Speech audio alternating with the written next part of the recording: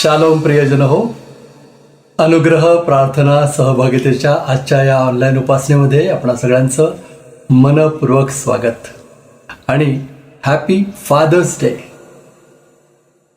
आज आपण आपल्या उपासनेमध्ये फादर्स डे सेलिब्रेट करतोय. प्रार्थना करूया आणि आपल्या पित्याचे उपकार मानूया. हे आमच्या स्वर्गातील पित्या, अहोरात्र दिव्यदूत पवित्र पवित्र पवित्र म्हणून तुझी स्तुती आराधना करत आहेत.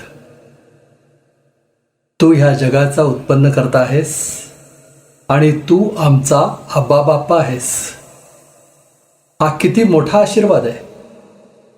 हे आमच्या आकलनाच्याही पलीकडे आहे. बापा, तू आमच्यावर प्रेम करतोस आणि म्हणून तू आम्हाला ही संधी देतोस की आम्ही तुझ्या सानिध्यामध्ये यावं. तुझा प्रिय मोशे हा देखील तुझे मुख पाहू शकला नाही.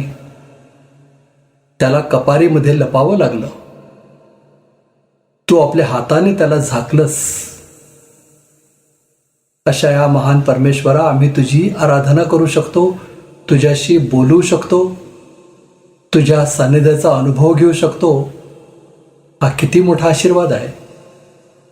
परमेश्वर पित्या, आम्हाला तुझी लेकरं होण्याचा अधिकार दिलास, याबद्दल आम्ही तुझे ऋणी आहोत. प्रभू, आज तुझी आराधना करण्यासाठी आम्ही एकत्र आलेलो असताना आम्ही सर्वजण तुझ्या प्रेमळ हातामध्ये पडतो. तुला विनंती करतो, आम्हाला आपल्या जवळ घे, आपल्या कवेत घे. तुझ्या सानिध्याचा अनुभव आम्हाला येऊ दे. आम्ही तुझी आराधना करू. आमच्या बोबड्या शब्दांनी जे बोलू ते तू मान्य करून घे. आम्हाला जेवढं जमेल तेवढं करण्याचा आम्ही प्रयत्न करत आहोत. उत्तम ते तुला देण्याचा प्रयत्न करत आहोत, कारण तू उत्तम देव आहेस. प्रभू, आमची आजची आराधना तू मान्य करून घे. तुझ्या सानिध्याचा अनुभव येऊन आम्ही तुझ्या अधिक जवळ यावं म्हणून ह्या आराधनेचा उपयोग कर. तू आमच्याशी बोल. आम्हाला तुझी वाणी स्पष्टपणे ऐकता येऊ दे. आणि आम्हाला जर तू उत्तेजन देणार असशील तर ते स्वीकारण्यासाठी, जर तू ताडण करणार असशील तर ते समजून घेण्यासाठी आमचं सगळ्यांचं सहाय्य कर. आम्ही सर्व उपासना तुझ्या हातात देतो आणि ही प्रार्थना येशू, जो आमचा तारणारा आहे, त्याच्या नावानं मागतो म्हणून तो ऐक. आमेन. प्रियजन हो, परमेश्वर पित्याची उपकार स्तुती करूया, त्याची गीतं गाऊया. आज पुण्याहून उत्कर्षा आणि अभिषेक जाधव काही गीतांमध्ये आपलं पुढारीपण करतायत. त्यांच्याबरोबर आपण परमेश्वराची उपकार स्तुती करूया.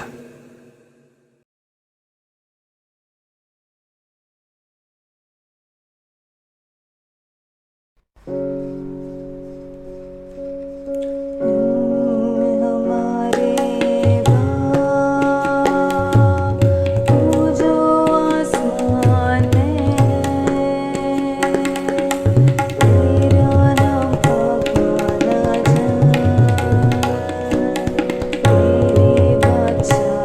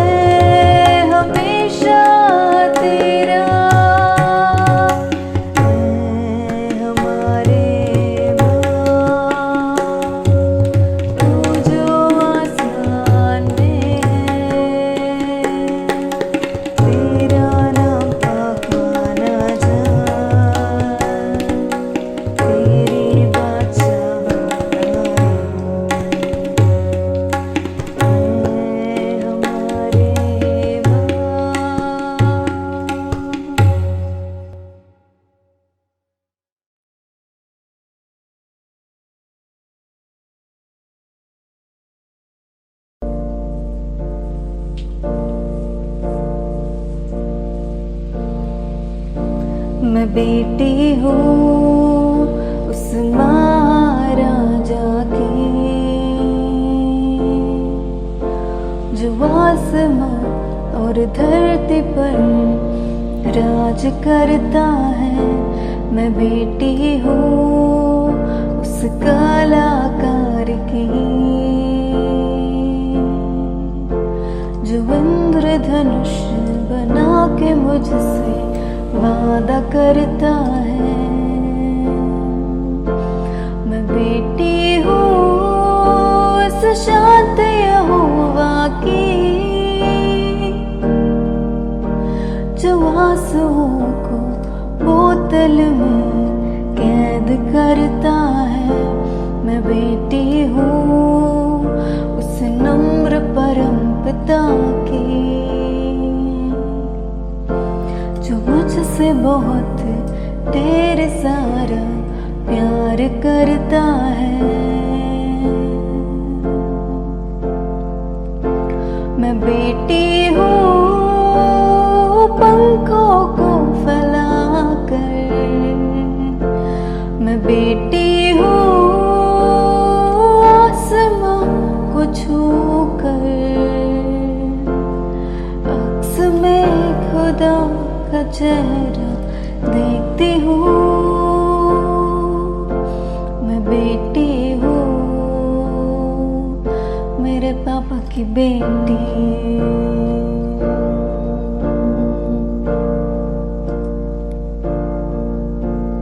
तितली जैसी खूबसूरती पापा ने मुझे दी,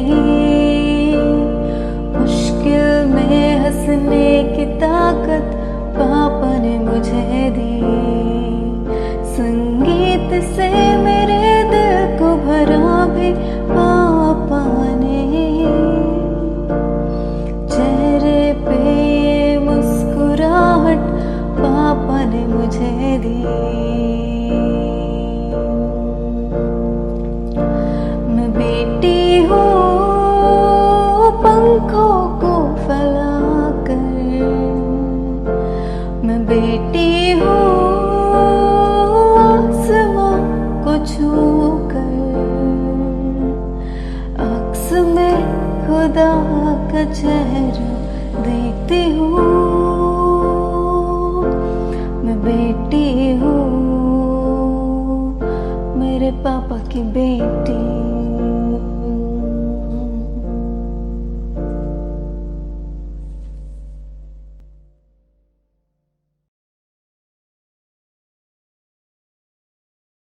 उत्कर्षा आणि अभिषेक या सुंदर गाण्यांमधून प्रभूची आराधना करण्याची आम्हाला संधी दिलीत, आमचं पुढारीपण केलं, तुमचे मनपूर्वक आभार. आता वेळ झाली आहे प्रभूचं वचन वाचण्याची.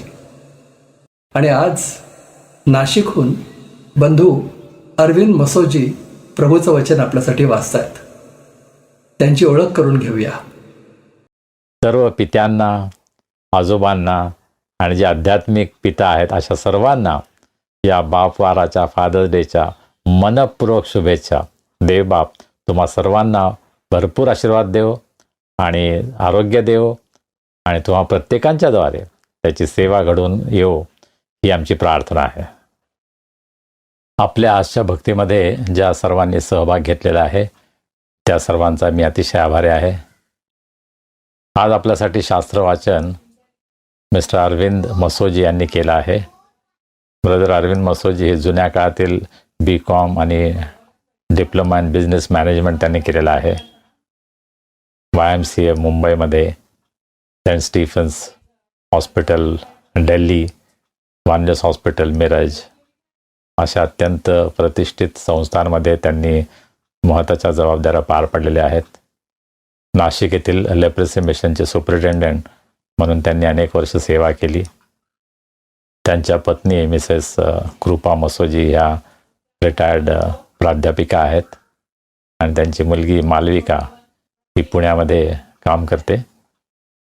ब्रदर मसोजी यांचे मेहुणे डॉक्टर चेरियन थॉमस हे वानलेस हॉस्पिटलचे डायरेक्टर होते आणि आमच्या युथ फॉर क्राइस्टचे चेअरमन होते आणि ह्या कुटुंबाचा फार जुना स्नेहसंबंध आहे.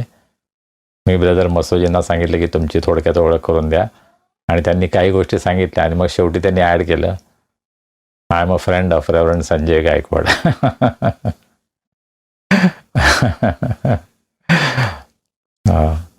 तर त्यांची ओळख ही सुद्धा आहे की ते माझे मित्र आहेत, आणि त्याबद्दल मला अतिशय आनंद वाटतो.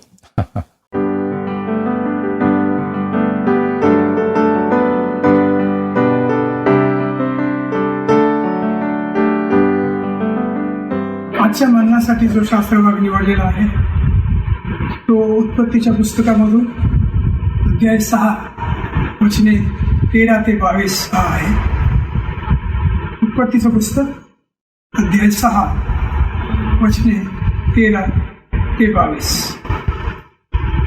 मग देव नोहाला म्हणाला, सर्व प्राण्यांचा अंत करण्याचे माझ्या मनात आले आहे, कारण त्यांच्यामुळे पृथ्वीवर अनर्थ माजला आहे.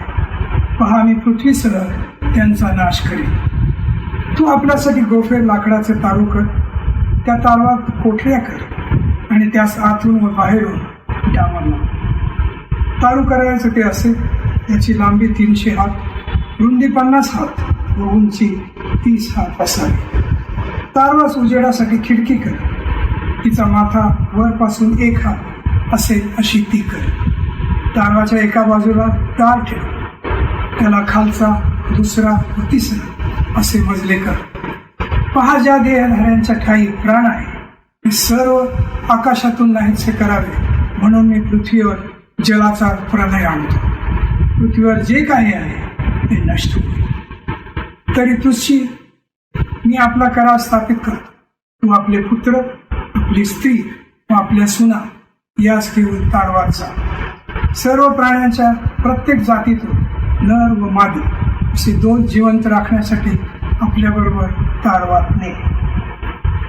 पक्षाच्या प्रत्येक जातीतून, पशुच्या प्रत्येक जातीतून आणि भूमीवर राहणाऱ्या प्राण्यांच्या प्रत्येक जातीतून 2-2 प्राण रक्षणार्थ तुझकडे येते.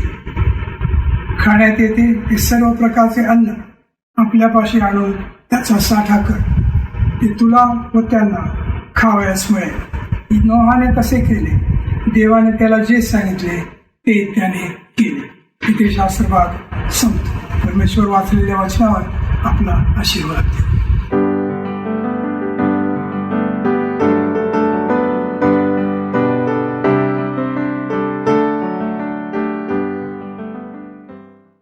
बंधू अरविंद मसोजी, प्रभूचं वचन वाचण्यामध्ये आमचं पुढारीपण केलं, तुमचे मनपूर्वक आभार. यावेळेस आपण एक विशेष गीत ऐकूया. अमेरिकेहून उजगरे फॅमिली तू बाप मी लेकरू हे गीत आपल्यासाठी सादर करतायत.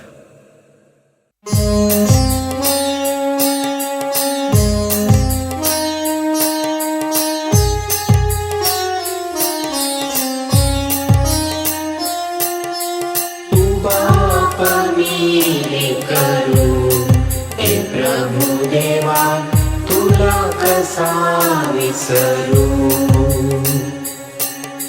तू बाप मी लेकरू, हे प्रभु देवा तुला कसा विसरू.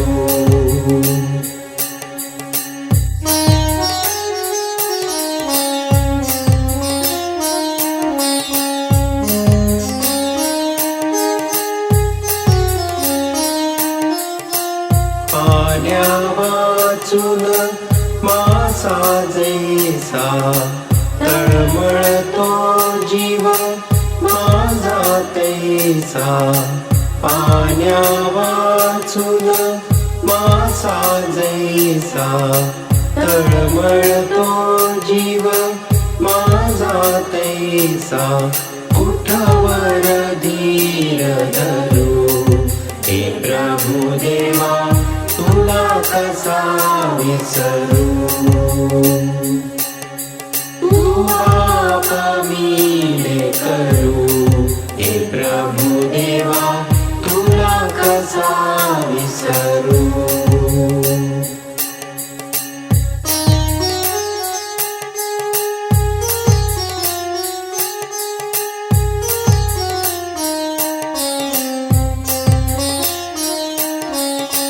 जग जगताचे तू तारण देवा, थकलेल्यांचा तूच विसावा.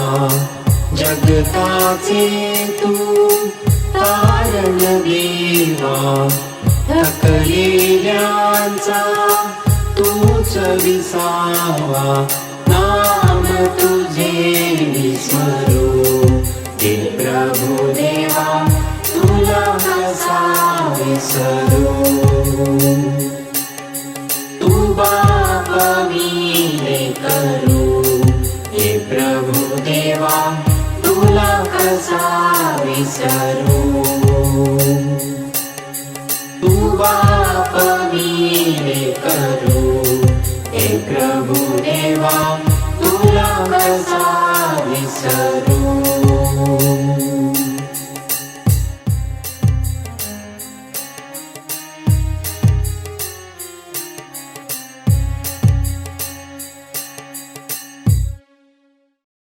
दीपक, स्मिता, शरीना आणि डॉर्थी, तुम्ही हे सुंदर गीत सादर केलं, तुमचे मनपूर्वक आभार. प्रियजन हो, आता दानार्पणाची वेळ झाली आहे आणि उपासना संगीतामधून गीत क्रमांक 8 हे आपण गाणार आहोत.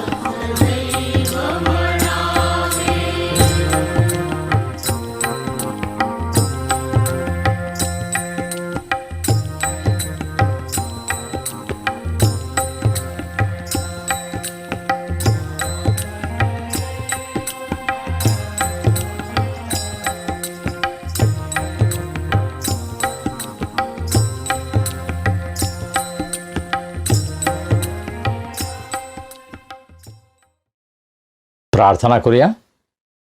हे आमच्या अत्यंत प्रेमळ परमेश्वरा, आमच्या स्वर्गीय पित्या, आम्ही तुझे मनापासून उपकार मानतो. आज तुझ्या सानिध्यामध्ये तुझी स्तुती आराधना करण्यासाठी आम्हा सर्व भक्तांना तू एकत्र आणलंस. ही सुंदर संधी तू आम्हाला दिलीस, त्याबद्दल आम्ही तुझे उपकार मानतो. प्रभू, आजपर्यंत तू आम्हाला सांभाळला आहेस, आमची प्रत्येक गरज पूर्ण केली आहेस. तुझे अनेक आशीर्वाद तू आम्हाला दिले आहेत. त्या सर्व आशीर्वादांची जाणीव ठेवून आम्ही मनापासून तुला धन्यवाद देतो. प्रभू, आमचं तुझ्यावरील प्रेम व्यक्त करण्यासाठी आम्ही अत्यंत अल्पाचं दान तुझ्या भांडारामध्ये आणलं आहे. प्रभू, या दानाचा तू स्वीकार कर, हे दान आशीर्वादित कर. या दानाचा उपयोग सुवार्थ प्रसारासाठी, मंडळीच्या आध्यात्मिक वाढीसाठी, अनुग्रह प्रेयर फेलोशिपच्या प्रत्येक सभासदावर आणि जे ही भक्ती पाहत आहेत त्या सर्वांच्या जीवनामध्ये तुझे अनेक आशीर्वाद आणण्यासाठी प्रभू या दानाचा उपयोग तू करून घे, अशी आम्ही तुला विनंती करतो. जे सर्व आमच्यासाठी प्रार्थना करतात, दान पाठवतात, या भक्तीमध्ये भाग घेतात, त्या सर्वांच्याबद्दल प्रभू आम्ही तुला धन्यवाद देतो. आज तू त्यांना आशीर्वादित कर. आजची भक्ती, आजचं वचन आमच्यासाठी आशीर्वादित कर. आज तुझ्या सेविका मिसेस अनघा थोरात तुझ्या वचनाद्वारे आमच्याशी बोलत असताना प्रभू आम्ही त्यांच्यासाठी प्रार्थना करतो. तू त्यांना आज आशीर्वादित कर. त्यांच्याद्वारे प्रभू तुझा संदेश आमच्याकडे येत असताना आम्ही आपल्या अंतकरणाची तयारी करावी, आपलं अंतकरण तुझ्या वचनासाठी उघडावं, यासाठी आमचं सहाय्य कर. प्रभू, अनघताईंवर तुझा आशीर्वाद पाठव. तुझ्या वचनाची सेवा वेगवेगळ्या ठिकाणी करत असताना प्रभू तुझी विशेष कृपा त्यांना तू लाभू दे. त्यांना उत्तम आरोग्य दे आणि त्यांच्या जीवनाद्वारे तो उंचविला जा, गौरविला जा, हे आम्ही तुला विनंती करतो. प्रभू, आम्ही सर्वजण स्वतःला तुझ्या हातामध्ये सोपवतो. तो आम्हाला चालव. तारणारा प्रभू येशू ख्रिस्त याच्या नावाने आम्ही प्रार्थना करतो, म्हणतो ऐक. आमेन. प्रियजन हो, येणाऱ्या आठवड्यामध्ये आपल्यापैकी काही लोकांचे वाढदिवस असतील. कदाचित त्याची आम्हाला माहिती नाही, परंतु रेव्हरंड संजय डेव्हिड गायकवाड यांचा वाढदिवस उद्या म्हणजे 17 तारखेला आहे. आपण त्यांना वाढदिवसाच्या हार्दिक शुभेच्छा देऊया. आणि संजय बरोबर मिशेल, आमची नात म्हणजे पद्मिनी आणि जॉन थॉमस यांची मुलगी, तिचाही वाढदिवस आहे. तिलाही वाढदिवसाच्या हार्दिक शुभेच्छा. प्रियजन हो, आता वेळ झाली आहे प्रभूचा संदेश ऐकण्याची. आणि मिसेस अनघा थोरात प्रभूचं वचन आपल्यापर्यंत आणतायत. त्यांची ओळख करून घेऊया. शालोम. कसे आहात आपण सर्व? पुन्हा एकदा या ऑनलाईन भक्तीमध्ये आपल्या सर्वांची भेट होते, त्याबद्दल मला आनंद वाटतो. मी प्रभूची स्तुती करतो. आज संपूर्ण जगामध्ये फादर्स डे किंवा बापवार साजरा होत आहे. अनेक मंडळांमध्ये आणि प्रत्येक घरामध्ये हा दिवस साजरा केला जातो. आणि आजच्या आपल्या या ऑनलाईनमध्ये आपण फादर्स डे सेलिब्रेट करत असताना, बापवार आपण साजरा करत असताना, आज विशेष देवाचं वचन आपल्यासाठी मिसेस अनघा थोरात या घेऊन आलेल्या आहेत. त्यांचे मी मनापासून उपकार मानतो. त्या आपल्या भक्तीमध्ये नियमित भाग घेतात आणि ज्या वेळेस मी त्यांना विनंती केली त्यावेळेस त्यांनी नेहमीच आम्हाला सहकार्य केलेलं आहे. या सेवेमध्ये त्या हातभार लावत आहेत, त्याबद्दल आम्ही प्रभूला धन्यवाद देतो. अनघाताई अतिशय उत्कृष्टपणे देवाच्या वचनाची घोषणा करतात, देवाच्या वचनाची सेवा करतात. अनघाताई उच्च शिक्षित आहेत, MA इकॉनॉमिक्स झालेले आहेत आणि प्रभूच्या वचनाचा त्यांचा अभ्यास फार चांगला आहे. त्यांना 2 मुलं आहेत, 2 सुना आणि 2 नातवंड आहेत. आणि त्यांचा नातूसुद्धा आपल्या अनुग्रह फेलोशिपच्या मराठी भक्तीमध्ये शास्त्र वाचनामध्ये भाग घेत असतो, त्याबद्दल आम्हाला अतिशय आनंद वाटतो. त्यांच्या आणि त्यांच्या परिवारावर देवांना भरपूर आशीर्वाद पाठवावा आणि प्रभूची सेवा या कुटुंबाकडून अशीच होत राहावी, ही आमची प्रार्थना आहे. प्रत्येक वेळेला फादर्स डेच्या दिवशी मी एखाद्या पित्याला विनंती करतो की त्यानं देवाचं वचन आणावं, परंतु माझे बंधू पीटर यांनी मला सांगितलं की आपण थोडं वेगळं करूया. आपण एखाद्या स्त्रीला आपल्या पित्याविषयी काय भावना आहेत आणि देवाच्या वचनातून पित्याविषयी बोलण्यासाठी आपण संधी देऊया. आणि म्हणून मराठीमध्ये आम्ही मिसेस अनघा थोरात यांना सांगितलं आणि इंग्रजीमध्ये डॉक्टर सामा थॉमस या देवाचं वचन सांगत आहेत. आणि या दोन्ही बहिणींबद्दल आम्ही प्रभूला धन्यवाद देतो आणि प्रभूनं ही वचनाची सेवा आम्हा सर्वांसाठी आशीर्वादित करावी ही आमची प्रार्थना आहे.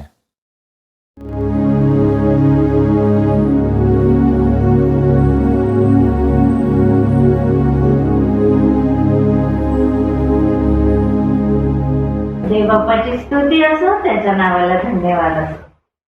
त्या थोर आणि दयाळू पित्याचे मी मनापासून आभार मानते, कारण तो मला वारंवार त्याच्या वचनाची सेवा करण्याची संधी देतात. तसेच आपल्या अनुग्रह युट्यूबचे सर्व रेव्हरेंड संजय गायकवाड सर आणि ब्रदर पीटर गायकवाड यांचेही मी मनापासून आभार मानते. आपण उभयता मला वारंवार संधी देत आहात. सर्व गौरव मी परमेश्वराला देते. प्रार्थना करूया. सर्व समर्थ थोर आणि दयाळू बाप्पा, पुन्हा एक वेळा तुझ्या पवित्र चरणी घेतलंस या प्रभुदिनी परमेश्वर आणि या पवित्र दिन जो पितृदिन आहे. आम्ही तुझी स्तुती करतो, तुझ्या नावाला धन्यवाद. तुझ्या पवित्र वचनातून बोलत असताना प्रभू पवित्र आत्म्याच्या सामर्थ्यामध्ये मला चालव आणि तुझी कृपा मग प्रत्येकावर उतरून येऊ दे.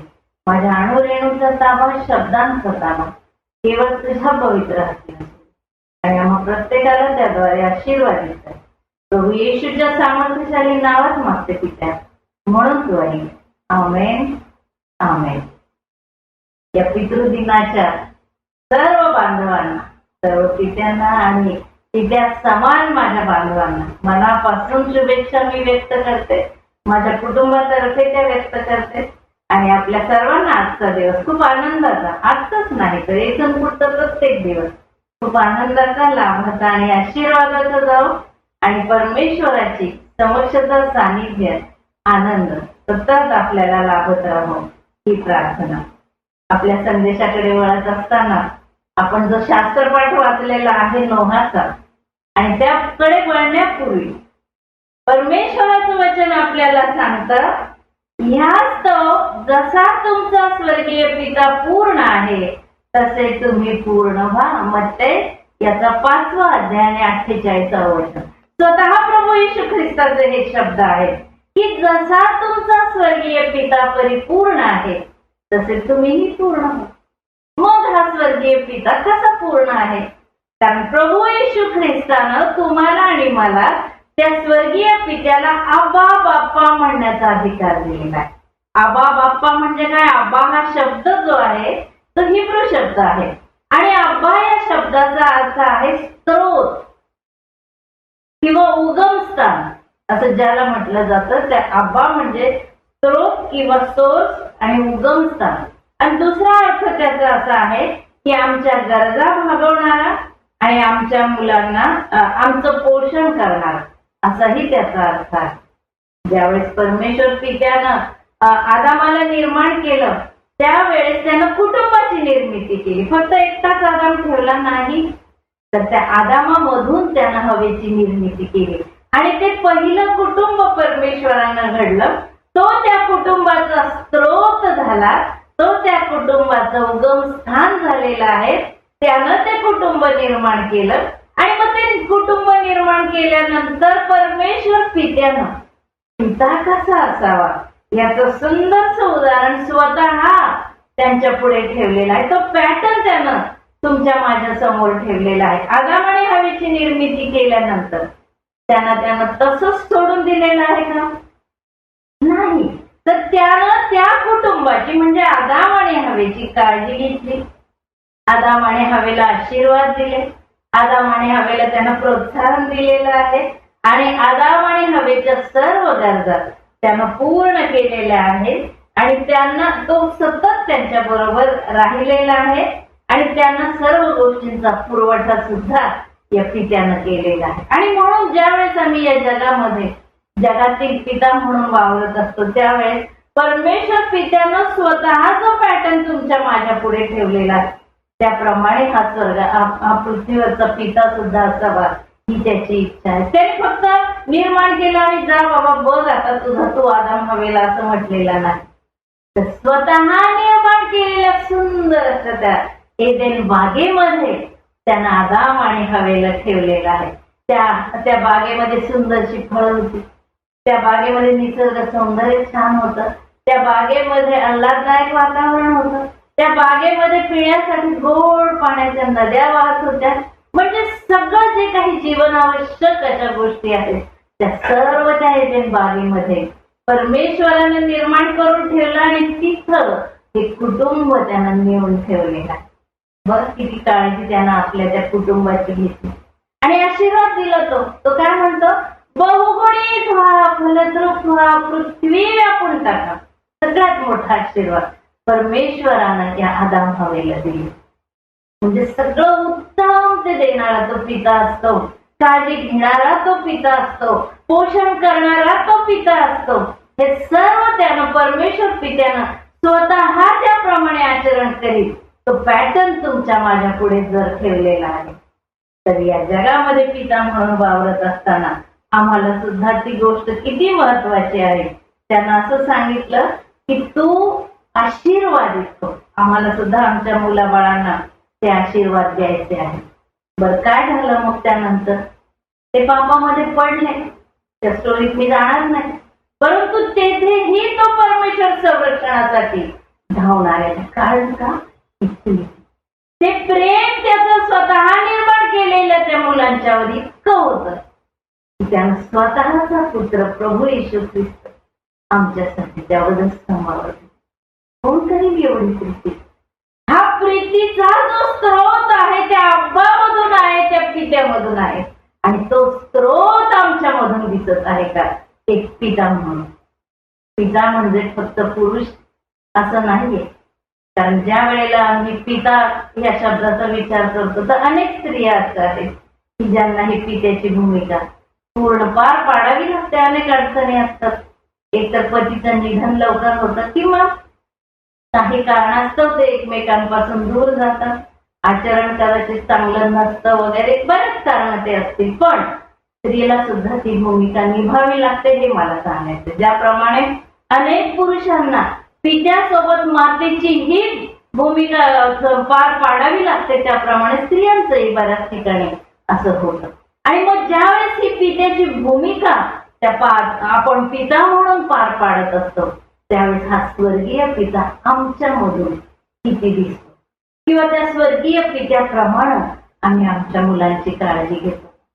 ते जरी भटकले होते तरी परमेश्वर पित्यानं स्वतःचा पुत्र पाठवून त्यांना पुन्हा आपल्याकडे घेतलं. म्हणजे तुम्हाला आणि मला.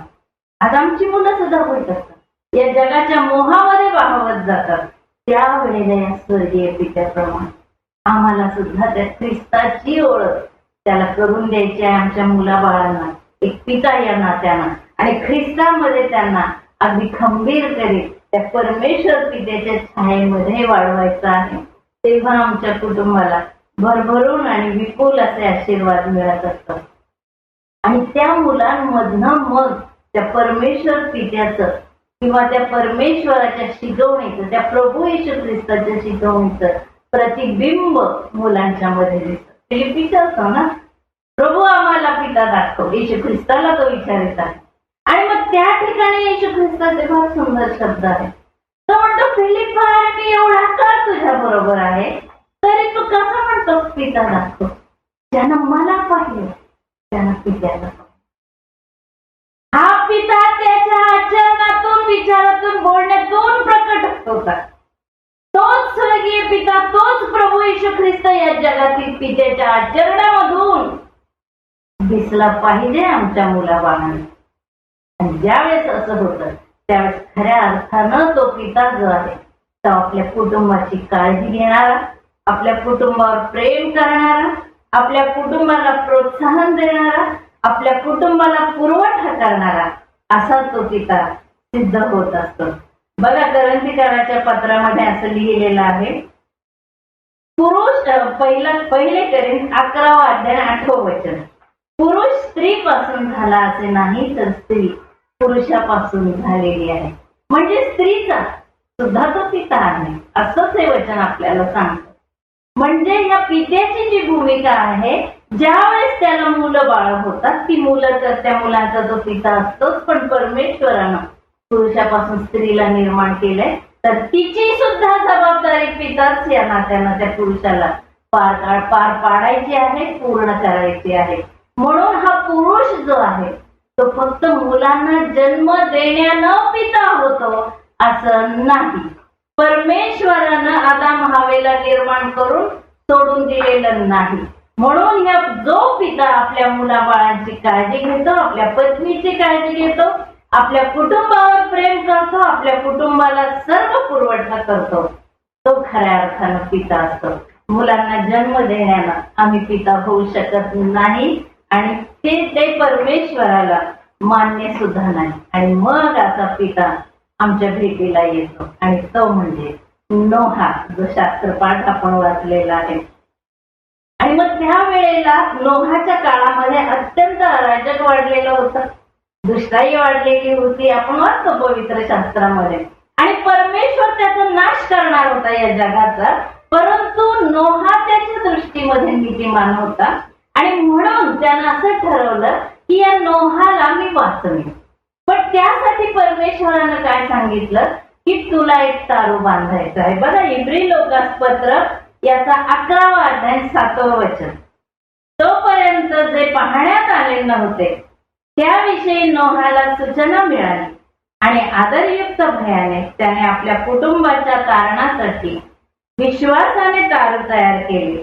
त्या विश्वासाच्या द्वारे त्याने जगाला दोषी ठरवले व विश्वासाने प्राप्त होणारे जे नीतिमत्व त्याचा तो वतनदार झाला. बघा, विश्वासानं त्याने जगाला दोषी ठरवलं आणि विश्वासानं त्यानं तारू बांधलेला आहे. कारण परमेश्वरानं त्याला बांधायला सांगितलेलं आहे. परमेश्वरानं प्रामुख्यानं ही जबाबदारी पुरुषावर सोपवलेली पाहतो आपण. कारण आदामाला परमेश्वरानं सांगितलं त्या बागेतलं फळ खाऊ नको, हवेला नाही सांगितलेलं.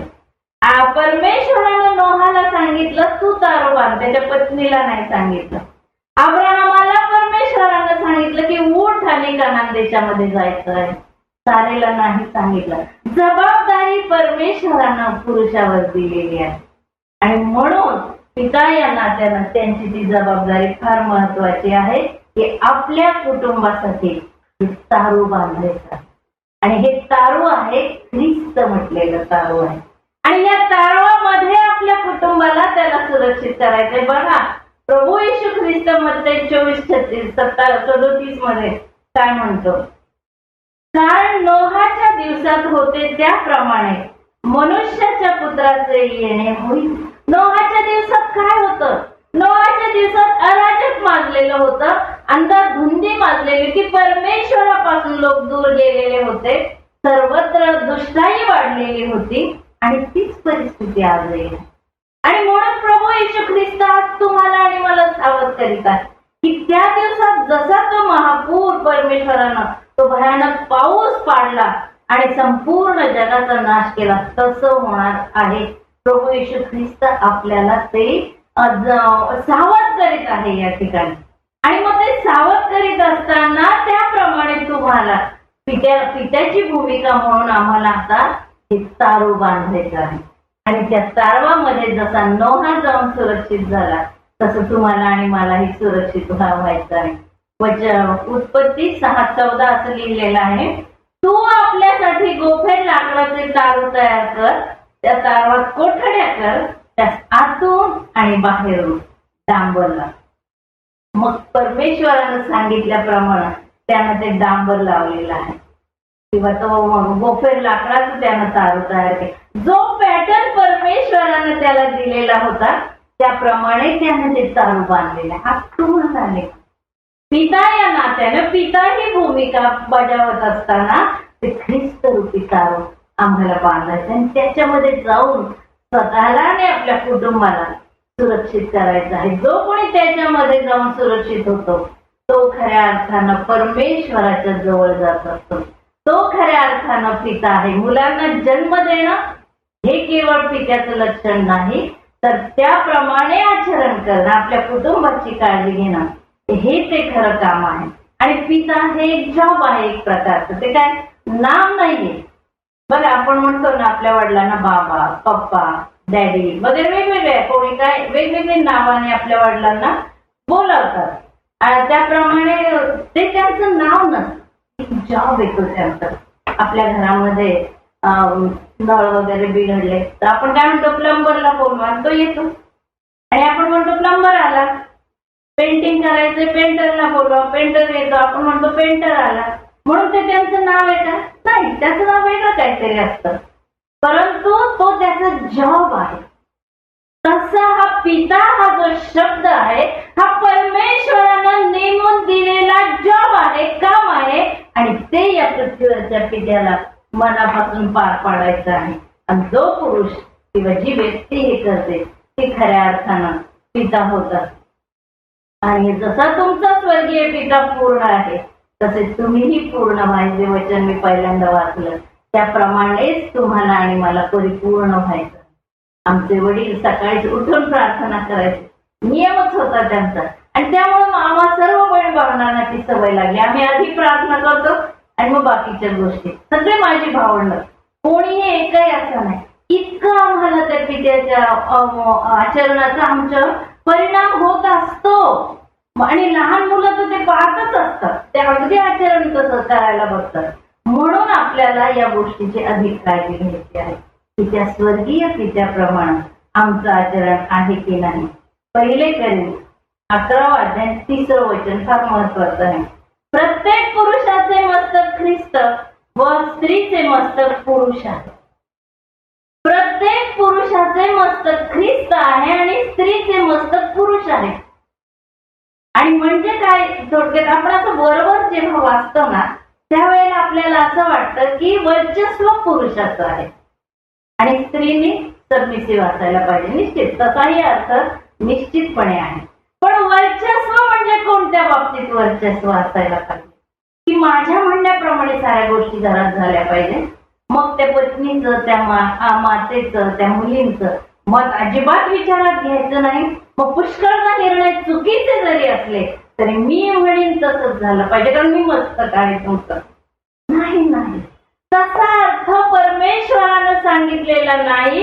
कारण पुरुषाचं मस्तक जर ख्रिस्त आहे तर ख्रिस्त नम्र होता, ख्रिस्त प्रेम करणारा होता, ख्रिस्त आमची काळजी घेणारा होता, ख्रिस्त हा त्यागी वृत्तीचा होता आणि ख्रिस्त हा आम्हाला आधार देणारा असा होता, आम्हाला प्रोत्साहन देणारा असा होता, आम्हाला पुरवठा करणारा असा तो ख्रिस्त आहे. आणि हा ख्रिस्त जर त्या पित्याचं मस्तक आहे तर त्या पत्नीचं मस्तक पुरुष जर आहे तर त्याला सुद्धा आपल्या कुटुंबाचं तो जर मस्तक आहे तर ख्रिस्ताप्रमाणे त्यानं ती काळजी घेतली पाहिजे. आणि जो पिता अशा रीतीनं ख्रिस्ताप्रमाणे त्याच्यामधून तो ख्रिस्त प्रगट होत असतो. म्हणून परमेश्वरानं फार सुंदर ही वचनं तुम्हाला आणि मला दिलेली आहे.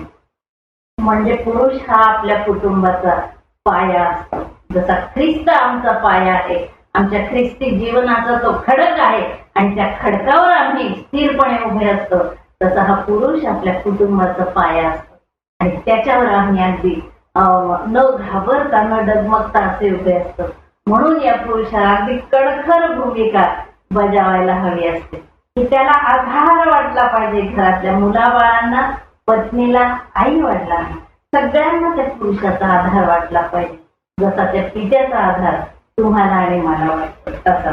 आणि मग पुष्कळदा काय होतं, आपण मुलांचे खूप लाड करतो. आता ह्याच्यात तर इतके पगार वाढलेले आहेत की खूप लाड होतात मुलांचे.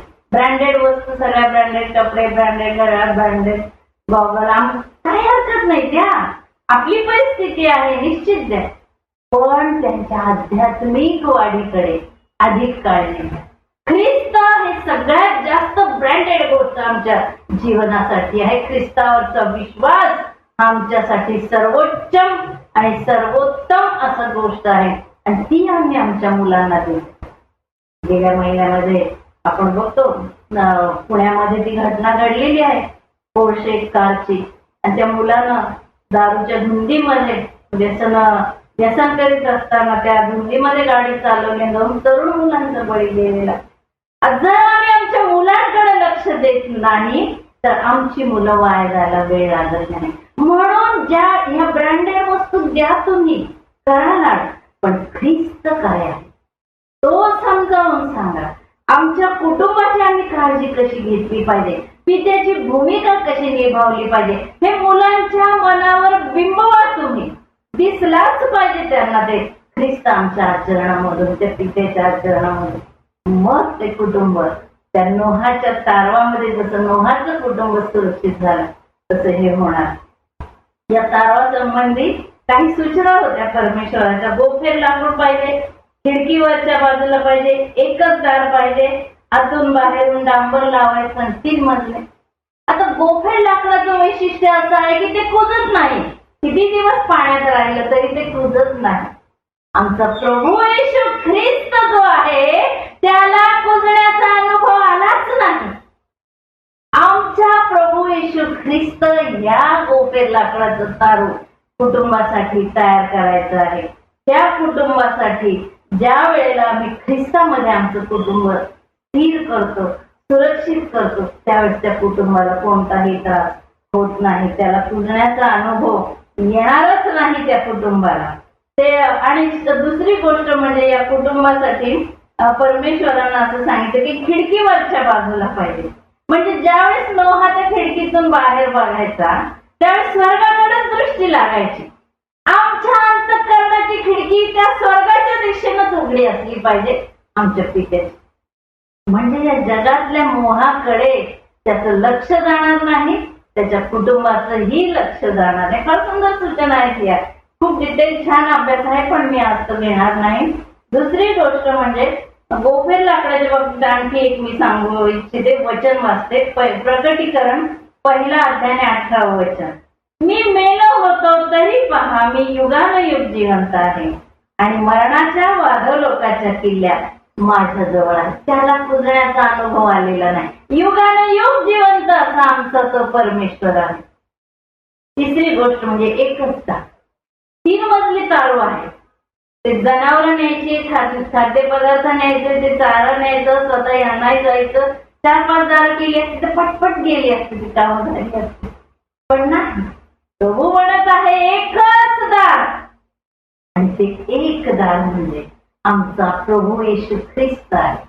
त्या द्वारातून ज्यावेळेस आम्ही जातो, त्या ख्रिस्ताद्वारे ज्यावेळेस आम्ही प्रवेश करतो, तेव्हाच स्वर्गीय प्राप्ती होत असते, तेव्हाच संरक्षण मिळत असतं, तेव्हाच आमचं तारण होत असतं. या जगातल्या सर्व वाईट गोष्टींपासून आणि सर्व दुष्टाईपासून आमचं रक्षण जेव्हा त्या दारातून आम्ही आज जातो त्यावेळेस तेव्हा आमचं होतं. आणि प्रभू येशू ख्रिस्त म्हणतो मीच ते दार आहे.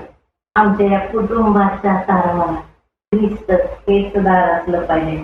3 मजले अभ्यासक जे आहेत त्यांनी असं लिहून ठेवलेलं आहे की हे 3 मजले म्हणजे पिता, पुत्र आणि पवित्र आत्मा याचं ते दर्शक आहे. म्हणून आमचा विश्वास या त्रैक देवावर आहे आणि त्यामध्ये ती प्रीती आहे पित्याची, प्रभू येशू ख्रिस्ताची कृपा आहे आणि पवित्र आत्म्याची सहभागिता. ज्यावेळेस हे असं 3 मजली आम्ही बांधतो ना आमचं तारू, ती प्रीती, ती कृपा आणि ते परमेश्वराची सहभागिता आमच्या कुटुंबामध्ये नाही. आणि डांबर लावायला सांगितलं, वॉटरप्रूफिंग. बाहेरचा आत येणार नाही, आतले बाहेर जाणार नाही. बाहेर काय आहे? जगातले मोह आहे, राग, लोभ, द्वेष, अहंकार वगैरे वगैरे सगळ्या नकारात्मक भावना या जगामध्ये आहे. त्या अजिबात आत येत नाही. आणि आतून डांबर का लावायचं तर आतमध्ये ख्रिस्ताचा आनंद आहे, शांती आहे, प्रीती आहे, सगळ्यात महत्वाचं त्याची समक्षता आहे, ती बाहेर जात नाही. आम्ही सदा तेच आनंदी आणि सुरक्षित असे होतो. म्हणून तो म्हणत आहे आतून बाहेरून तू डांबर लाव. आणि त्यावेळेला आमचं हे तारू जे आहे खऱ्या अर्थानं सुरक्षित होऊन जात असतं. परमेश्वरानं त्याला त्या सूचना दिल्याप्रमाणे त्यानं ते तारू बांधलेलं आहे आणि आपल्या कुटुंबाला सुरक्षित केलेलं आहे. कारण संकट कुठून कसं येईल सांगत नाही. याच्या म्हणतो संकटे पुरासारखी येत असतात. म्हणून आम्हाला त्या पुरापासून म्हणजे संकटापासून, वाईट गोष्टींपासून, व्यसन हे संकट आहे. राग, लोभ, द्वेष, भावना या संकटच आहेत आमच्या ख्रिस्ती जीवनाच्या दृष्टीने जेव्हा आम्ही विचार करतो तेव्हा.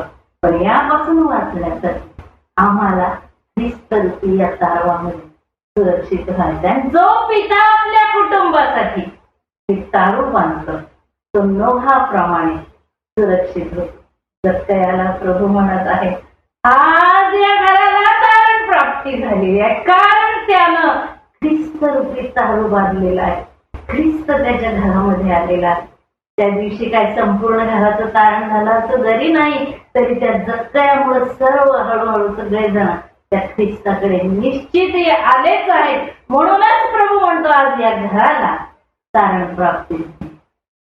आज आम्हाला पिता या नात्यानं ते तारू बांधायचा आणि आमचं पूर्ण कुटुंब त्या तारवामध्ये सुरक्षित करायचं आहे. आणि जो अशा प्रकारे तारू बांधतो त्यावेळेस प्रभू म्हणत आहे त्या नोहाला, नोहा आज चल. आधी म्हणाला नोहा आज जा तारू बांधण्यापूर्वी. तारू बांधून झाल्यावर तो म्हणतो आज चल. जेव्हा आम्ही आमच्या जीवनाचं आमच्या कुटुंबामध्ये ख्रिस्ताचं तारू बांधतो ना, त्यावेळेस परमेश्वर म्हणतो आता आज चल, म्हणजे मी तुझ्या बरोबर आहे. आम्हाला ते तारू बांधायचे ज्यामध्ये आमचा पिता आमच्या बरोबर आहे, आमचा प्रभू येशू ख्रिस्त आमच्या बरोबर आहे. त्या पवित्र आत्म्याची सहभागिता आम्हाला लाभत आहे. आणि म्हणून नोहाला त्या सूचना नाही, त्याप्रमाणे आपणही ते तारू बांधू आणि सुरक्षित होऊन जाऊया. प्रभू आम्हाला सुद्धा म्हणणार आहे, आमच्या पित्याला म्हणणार आहे, आज या घराला तारण प्राप्ती झाली. प्रभूची स्तुती असो, त्याच्या नावाला धन्यवाद असो. आमेन आमेन.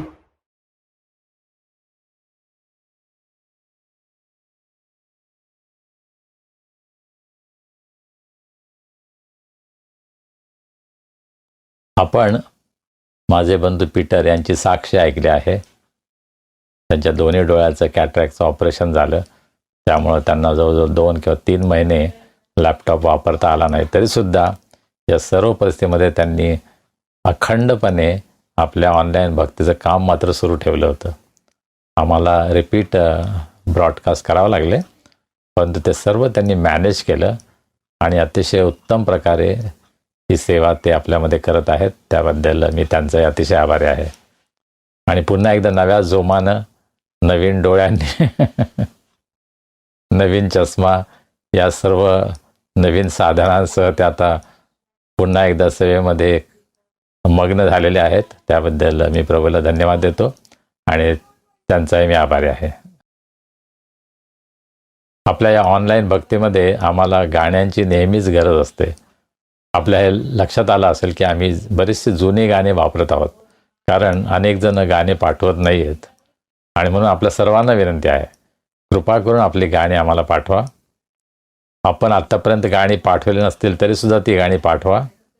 आपण फार चांगले गाणारे असायला पाहिजे असं काही नाही. मी जर गाऊ शकतो तर तुम्ही सुद्धा गाऊ शकता. आणि पीटर त्याच्यावर जे काही सोपस्कार करायचे संगीताच्या बाबतीमध्ये ते निश्चित करेल. त्यामुळे तुमचं गाणं अतिशय चांगलं होईल. तुम्ही सोलो गाऊ शकता, वैयक्तिक गीत गाऊ शकता. तुम्ही पती पत्नी, मुलं, कुटुंब, मुलांची गाणी, अशी कोणत्याही स्वरूपातली गाणी आपण जरूर आम्हाला पाठवावी, ही माझी विनंती आहे. आपल्यामध्ये अनेक चांगले प्रोफेशनल सिंगर्स आहेत, त्यांची गाणी आम्ही वापरू शकतो. माझे पुष्कळ चांगले मित्र आहेत की ते फार चांगले प्रोफेशनल सिंगर्स आहेत, परंतु आम्ही सहसा प्रोफेशनल गाण्यांचा उपयोग करत नाहीत. आपल्या लक्षात आलं असेल, जे सर्वसाधारण गाणारे आहेत, जे नियमित भक्तीमध्ये गातात, अशा लोकांचा उपयोग आपण करत आहोत. आणि म्हणून आपल्या सर्वांना विनंती आहे की आपण जरूर आपली गाणी गा आणि आम्हाला पाठवा, आणि आपल्या भक्तीमध्ये आम्ही निश्चितच त्याचा समावेश करू. प्रार्थना करूया. सर्व समर्थ आमच्या जिवंत प्रभुदेवा, आम्ही तुझे मनापासून उपकार मानतो. आजचा सुंदर दिवस तुझी स्तुती आराधना करण्यासाठी तू आम्हाला दिलास. प्रभू, तुझ्या सेविकेच्याद्वारे तुझं वचन आज आमच्याकडे आलं आहे. या वचनाबद्दल आम्ही तुझे उपकार मानतो. आणि प्रभू, तुझं वचन हे सत्य आहे. तुझं वचन हे दुधारी तलवारीप्रमाणे आहे. प्रभू, तुझ्या वचनाद्वारे तू आमच्या अंतकरणाची पकड घेतोस, आमच्याशी बोलतोस, आमचं अंतकरण तोडतोस, फोडतोस. त्याबद्दल आम्ही तुला धन्यवाद देतो. आणि प्रभू, आज जे काय आम्ही ऐकलं आहे त्याप्रमाणे आमच्या जीवनामध्ये आम्ही आचरण करावं. विशेषतः आमच्यामध्ये जे सर्व पिता आहेत, जी मोठी जबाबदारी तू आमच्यावर दिलेली आहे, प्रभू, आम्ही ते विश्वासूपणे पार पाडावी.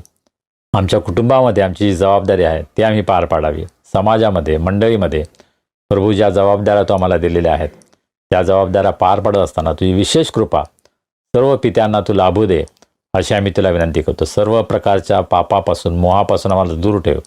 आम्हाला तू पतनापासून राख. तुझ्यामध्ये, तुझ्या वचनामध्ये आम्हाला तू बळकट कर.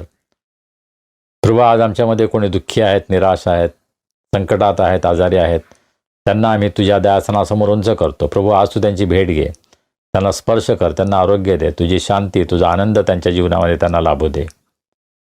प्रभू, ज्यांचे वाढदिवस आहेत, विवाहाचे वर्धापन दिन आहेत, त्यांच्याबद्दल आम्ही तुला धन्यवाद देतो. तू त्यांना आजपर्यंत सांभाळलंस, त्यांची प्रत्येक गरज पूर्ण केलीस. तुझी आम्ही स्तुती करतो, आम्ही प्रार्थना करतो. त्यांचे इथून पुढचं जीवन तू अधिक आणि अधिक आशीर्वादित कर. त्यांची प्रत्येक गरज पूर्ण कर. त्यांचं जीवन त्यांच्या कुटुंबासाठी, मंडळीसाठी, समाजासाठी आशीर्वादाचं होऊ दे, अशी आम्ही तुला विनंती करतो. या येणाऱ्या आठवड्यामध्ये प्रभू तू आम्हाला चालव, आम्हाला सुरक्षित ठेव, आमची तू काळजी घे. आज आम्ही आठवण करतो मणिपूर, युक्रेन, इस्रायल, पॅलेस्टाईन या ठिकाणी जो भयंकर नरसंहार चालू आहे, ज्या भयंकर संकटातून लोक जात आहेत, अनेक लहान मुलांनी आपला जीव गमावलेला आहे. प्रभू तू दया कर, कृपा कर. हे युद्ध थांबावं, हिंसाचार थांबावा, तुझी शांती या सर्व ठिकाणी प्रस्थापित व्हावी, यासाठी आम्ही तुला विनंती करतो. प्रभू, महाराष्ट्रामध्ये आणि इतरत्र अनेक शेतकरी जे संकटात आहेत, अनेक शेतकरी आत्महत्या करत आहेत. प्रभू, आम्ही तुला विनंती करतो, तू दया कर, कृपा कर. आम्हाला अन्न देणाऱ्या सर्व शेतकऱ्यांचं संरक्षण कर, त्यांची प्रत्येक गरज पूर्ण कर. तुझी सुरक्षितता, तुझा आशीर्वाद हा त्यांना त्यांच्या जीवनामध्ये अनुभवास येऊ दे. प्रभू, आम्ही सर्वजण स्वतःला तुझ्या हातामध्ये सोपवतो. प्रभू, आमच्या अनुग्रह प्रेयर फेलोशिपमध्ये जे सर्व सहभागी आहेत, जे आमच्यासाठी प्रार्थना करतात, दान पाठवतात, सहभाग देतात, त्या सर्वांबद्दल आम्ही तुझे उपकार मानतो. आज तू त्यांना आशीर्वादित कर, त्यांची प्रत्येक गरज पूर्ण कर आणि तुझ्या गौरवासाठी, तुझ्या सेवेसाठी प्रभू सर्वांचा उपयोग तू करून घे, अशी आम्ही तुला विनंती करतो.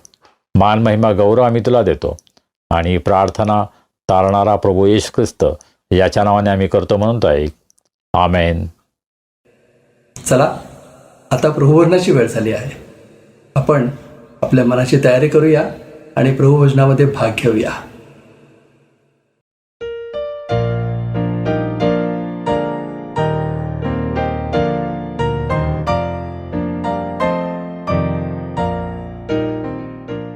देवाच्या प्रिय लोकांनो, प्रभूच्या मेजामध्ये सहभागी होण्यासाठी, पवित्र प्रभू भोजनामध्ये सहभागी होण्यासाठी आपण सर्वजण स्वतःची तयारी करूया. आपण प्रार्थना करूया.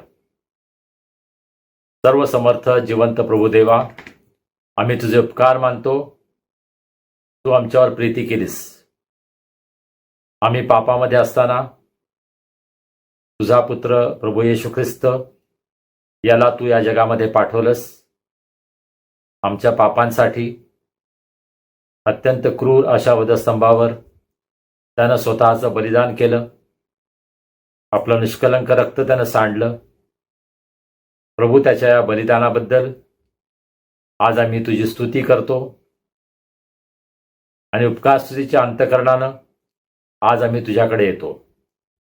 हा मेज आम्ही सिद्ध करत असताना तू आमचं सहाय्य कर, तू आमचं मार्गदर्शन कर. या मेजामध्ये सहभागी होण्यासाठी तू आम्हाला पात्र कर. तुझ्या पवित्र आत्म्याच्या द्वारे तू आम्हाला शुद्ध कर आणि हा संपूर्ण विधी प्रभू तू आशीर्वादित कर, अशा मी प्रार्थना करतो. तारणारा प्रभू येशू ख्रिस्त याच्या नावाने आम्ही प्रार्थना करतो. आमेन. आपण प्रार्थना करूया आणि आपणही या प्रार्थनेमध्ये माझ्याबरोबर सहभागी होऊ शकता. हे सर्व समर्थ देवा, तुला आमची अंतःकरणे पूर्णपणे ठाऊक आहेत. आमच्या मनातील आशा, आकांक्षा आणि विचार तू पूर्णपणे ओळखतोस. आमची कोणतीही बाब तुझ्यापासून लपलेली नाही. आम्ही तुझ्यावर मनोभावे प्रेम करावे आणि तुझ्या पवित्र नामाचा महिमा यथार्थ वर्णन करावा, म्हणून पवित्र आत्म्याच्या प्रेरणेने तू आमची मने शुद्ध कर. आमचा प्रभू येशू ख्रिस्त याच्याद्वारे. आमेन. प्रियजन हो, आपल्या एकुलत्या एका पुत्राला जगात पाठवून देवानं मानव मात्रावर असलेल्या त्याच्या अद्वितीय प्रीतीचे प्रमाण दिले आहे. त्या पुत्राने आम्हाला आमच्या पातकांपासून मुक्त करावे, स्वर्गात आमच्यासाठी मध्यस्थी करावी आणि आम्हाला सनातन जीवन द्यावे अशी देवपित्याने योजना केली. तेव्हा देवाच्या अनुग्रहाने त्याच्या आज्ञांचे पालन करण्याचा, सर्वांशी प्रेमभावाने आणि शांतीने राहण्याचा आपण निश्चय करूया. देवावर विश्वास ठेवून पश्चातापी अंतःकरणाने आपण आपली पातके पदरी घेऊया. आपण सर्व मिळून पापकबुलीची प्रार्थना करूया. माझ्याबरोबर आपण ही प्रार्थना करा. हे सर्व समर्थ देवा, आमच्या स्वर्गीय देवबापा, आम्ही वाईट कृत्य करून, वाईट शब्द बोलून, वाईट विचार मनात बाळगून पाप केले आहे. आम्ही तुझे तसेच इतरांचेही अपराधी आहोत. कधी अजाणतेपणी, कधी हेतुपुरस्सर, तर कधी मोहाचा प्रतिकार करू न शकल्यामुळे आम्ही पाप केले आहे आणि तुला अनेक वेळा दुखावले आहे. करू नये ते आम्ही केले आणि करावे ते आम्ही केले नाही. याबद्दल आम्हाला खरोखर वाईट वाटते. आम्ही मनापासून पश्चाताप करतो आणि तुझ्याकडे क्षमेची याचना करतो. तुझा पुत्र येशू ख्रिस्त यानं आमच्यासाठी बलिदान केलं म्हणून तू आम्हाला क्षमा कर. तू आम्हाला नवं जीवन दे. आम्ही तुझी सेवा करावी व तुझ्या नामाचे गौरव करावे असे तू कृपेने कर. आमेन. जे एकमेकांना त्यांच्या अपराधांबद्दल क्षमा करतात आणि स्वतःच्या पातकांबद्दल मनापासून पश्चाताप करतात, त्यांना क्षमादान देणारा देव आमच्यावर दया करो. आमच्या पापांची क्षमा करून आम्हाला त्यांच्यापासून मुक्त करो. योग्य ते करण्यासाठी तो आम्हाला समर्थ करो आणि सार्वकालिक जीवन आम्हाला देव. आमचा प्रभू येशू ख्रिस्त याच्याद्वारे. आमेन. देवाची उपकारस्तुती असो. प्रभूचं वचन आपण ऐकूया. करिंथकरास पहिले पत्र 11वा अध्याय आणि 23 वचनापासून पुढे. कारण जे मला प्रभूपासून मिळाले तेच मी तुम्हाला सांगितले आहे की ज्या रात्री प्रभू येशूला धरून देण्यात आले त्या रात्री त्याने भाकर घेतली, आभार मानून ती मोडली आणि म्हटले, हे माझे शरीर आहे, हे तुमच्यासाठी आहे. माझ्या स्मरणार्थ हे करा.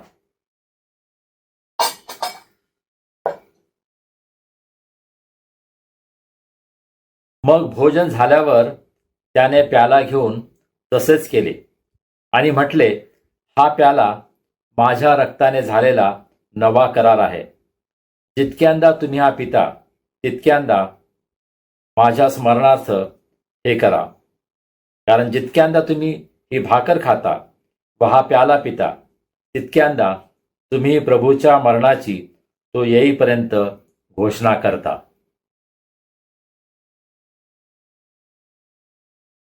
म्हणून हे स्वर्गीय देवबापा, त्याच्या स्मरणार्थ ही भाकर आणि हा द्राक्षरस आम्ही समर्पित करीत आहोत. क्रूसावर त्याने केलेला एकमेव परिपूर्ण यज्ञ, मृतातून त्याचे झालेले पुनरुत्थान आणि त्याचे स्वर्गारोहण याबद्दल आम्ही घोषणा करतो. तसेच त्याच्या गौरवशाली पुनरागमनाची आम्ही आतुरतेने प्रतीक्षा करतो. आमेन. प्रार्थना करूया. हे दयाळू प्रभो, तू सिद्ध केलेले भोजन घेण्यासाठी आम्ही येत आहोत. ते आमच्या धार्मिकतेमुळे नव्हे, तर तुझ्या अपार करुणेवर विश्वास ठेवून तुझ्या ताटाबाहेर सांडलेले अन्नकण देखील वेचण्याची आमची पात्रता नाही. तथापि सदा सर्वदा दया करणे हा तुझा स्वभाव धर्मच आहे. तेव्हा हे करुणा कर प्रभो, तुझ्या पुत्राच्या येशू ख्रिस्ताच्या देहाचे व रक्ताचे सेवन केल्यामुळे आमचा पापी देह निर्मळ आणि आमचा आत्मा शुद्ध होऊ दे. त्याने आम्हामध्ये आणि आम्ही त्याच्यामध्ये राहावे असे तू कृपेने कर. आमेन. देवाच्या प्रिय लोकांनो, जे तुम्ही प्रभू येशू ख्रिस्तावर आपला तारणारा आणि प्रभू म्हणून विश्वास ठेवता, ज्यांनी प्रभू येशू ख्रिस्ताच्या नावामध्ये बाप्तिस्मा घेतला आहे, श्रद्धापूर्वक या प्रभू भोजनात सहभागी व्हा. आपल्या प्रभू येशू ख्रिस्तानं तुमच्याकरता अर्पण केलेल्या देहाचे व रक्ताचे सेवन करा. तो तुमच्यासाठी मरण पावला याची जाणीव ठेवा आणि विश्वासाने आणि उपकार स्मरण करीत त्याला आपल्या अंतःकरणात सामावून घ्या. ख्रिस्ताचं शरीर तुमच्यासाठी मोडण्यात आलं, त्याच्या स्मरणार्थ आपण घेऊया. आपण सर्व एकाच वेळी याचं सेवन करूया.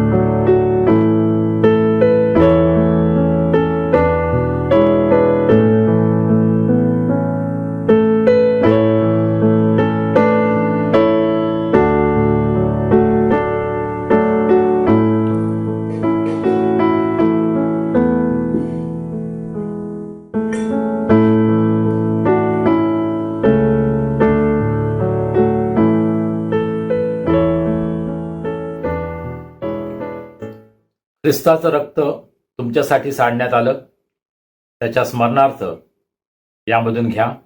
आपण सर्व एकाच वेळेस या प्याल्यातून सेवन करूया.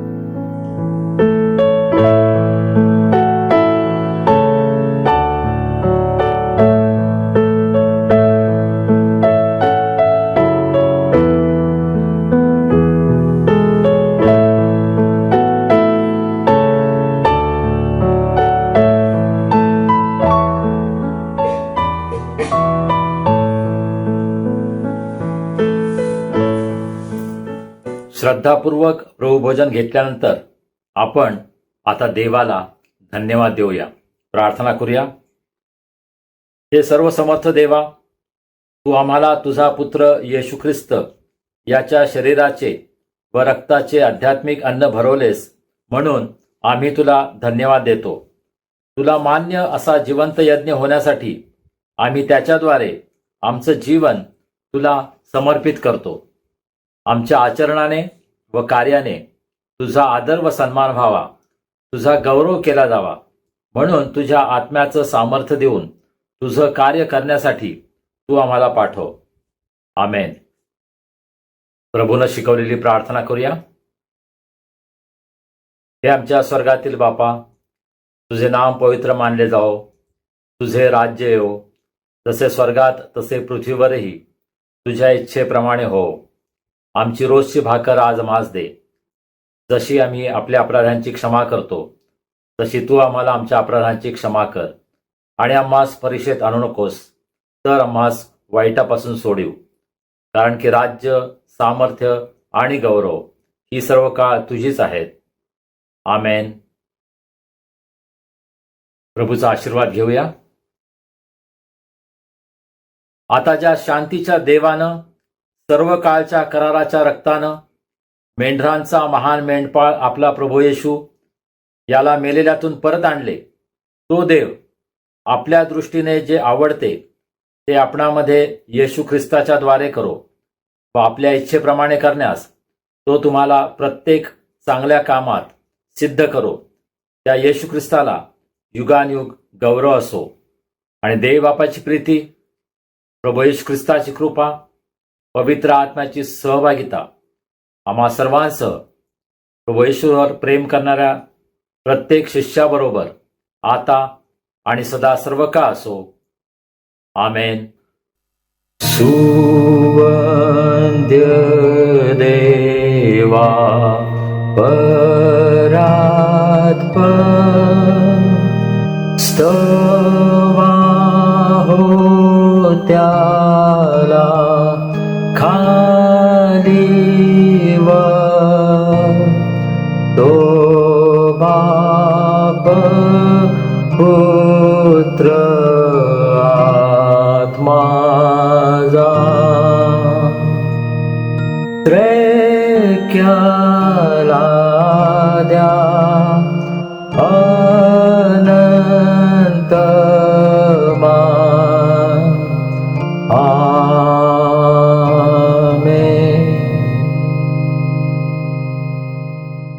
शांतीने जा आणि प्रभूची आणि एकमेकांची सेवा करा.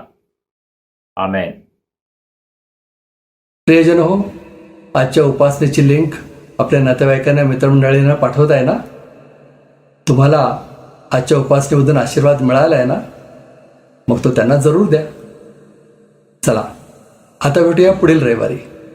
तोपर्यंत शालोम.